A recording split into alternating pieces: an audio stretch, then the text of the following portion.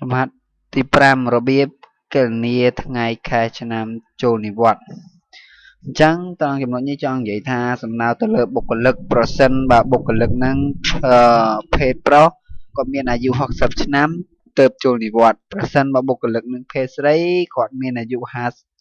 55ឆ្នាំទើបចូលនិវត្តន៍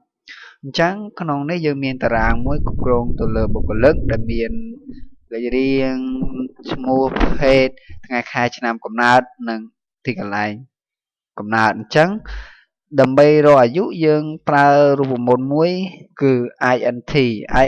នេះសម្រាប់កាត់យកចំនួនគត់បន្ទាប់មកទៀតធម្មតាដើម្បីរកអាយុយើងយកថ្ងៃខែឆ្នាំបច្ចុប្បន្នដកនឹងថ្ងៃខែឆ្នាំកំណើតមកបាទបន្តមកទៀតយើងចែកជាមួយ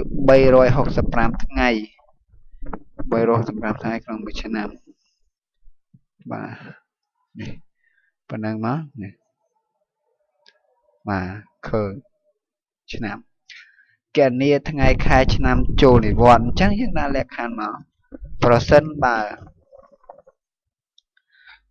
បុគ្គលិកនឹងជាភេទ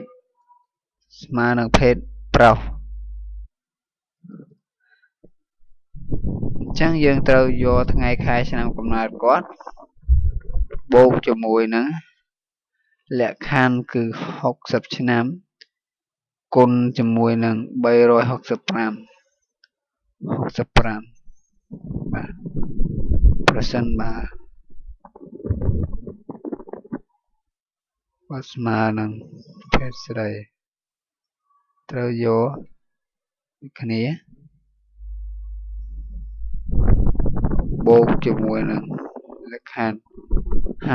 55ឆ្នាំ365ថ្ងៃបើកបានបិទប៉ុណ្ណាបាទនេះបាទអញ្ចឹងដល់ថ្ងៃទីក៏មានឥឡូវក៏មានអាយុ24ឆ្នាំដល់ថ្ងៃទី1ខែ December ឆ្នាំ2042គាត់ចូលនិវត្តន៍